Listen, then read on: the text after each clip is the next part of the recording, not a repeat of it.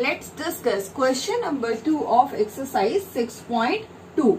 So question number 2 is in figure 6.29. Figure is the 6.29. If AB is parallel to CD, it is line AB and it is CD. These two lines are parallel to each other.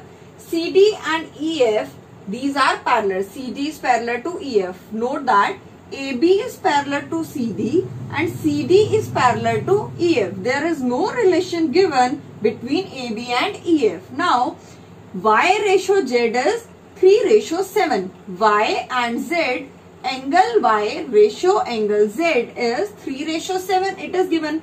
You have to find the value of X. You have to find the value of X. Now see that before doing this question, before moving to the solution of this question, I will tell you one theorem that states that if two lines are parallel to the same line, if two lines are parallel to the same line, then two lines are parallel to each other. What does this theorem states? What does this theorem means?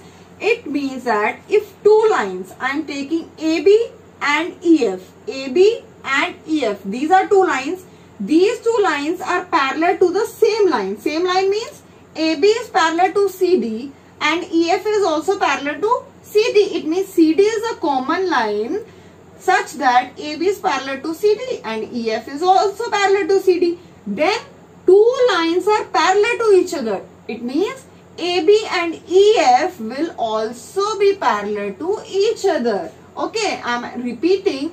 If AB is parallel to CD, EF is parallel to CD, then AB and EF will be parallel to each other by this theorem. So, for moving to the solution of this question, I can write that if AB and CD are parallel, CD and EF are parallel, then AB is parallel to EF by this theorem. Okay, now see that if these two lines are parallel, AB and EF, AB and EF, and this is a transversal line. So note that angle X and angle Z, these are alternate because they are lying on the opposite side of transversal line. First, remove this line. Okay, AB and CD and angle X and angle Z lie on the opposite side of transversal line and they are on interior region below the parallel line, below the interior region. So we can say that angle X and angle Z are alternate interior angle, and you know that if two lines are parallel to each other, then the pair of alternate interior angle will be equal. So I can say that angle X is equal to angle Z by alternate interior angle. Alternate interior angle. Now, what is given? Given is Y ratio Z is equal to 3:7.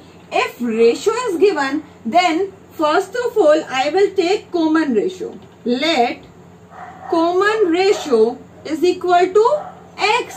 If common ratio is X, then the value of Y will be 3 multiply X, 3X. And same, value of Z will be 7X. Now, you have written here X is equal to Z and Z is equal to 7X. Therefore, value of X will be 7X. It is equal to Z because X is equal to Z. Now, you have value of X, you have value of Z, you have value of Y in terms of X. You have to find the, here I will take the common ratio as A because X is already given. So 3A, 7A and 7A. Okay. The value of X is 7A, value of Z is 7A, value of Y is 3A. Now, I have to find the value of X. See, AB and CD. AB and CD, these two lines are given to be parallel, and X and Y, they are co-interior angle. Co-interior angles means they are lie on the same side of transversal line and both are in interior region, and co-interior angles are supplementary. Supplementary means their sum will be 180 degree. So I can say that angle X plus angle Y is equal to 180 degree. And reason is because co-interior angles are supplementary.